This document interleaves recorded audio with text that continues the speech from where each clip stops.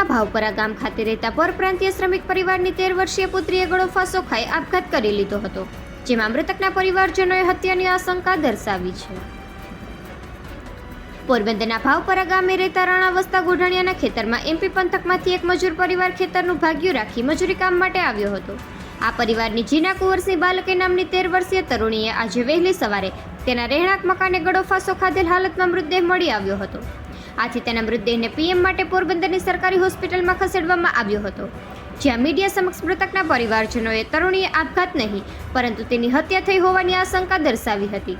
જો કે આ અંગે પોલીસે આપઘાત કર્યો હોવાની નોંધ કરી વધુ તપાસ મિયાણી મરીન પોલીસ મથકના પીએસઆઈ એસ બારા ચલાવે છે. તેઓને જણાવ્યું હતું કે આ આપઘાતનો જ બનાવ છે.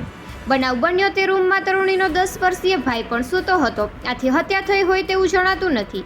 તેણે આ પગલું શા માટે ભરી લીધું છે તે અંગે તેમના દ્વારા ઊંડાણપૂર્વક તપાસ હાથ ધરવામાં આવશે તેવું જણાવ્યું હતું.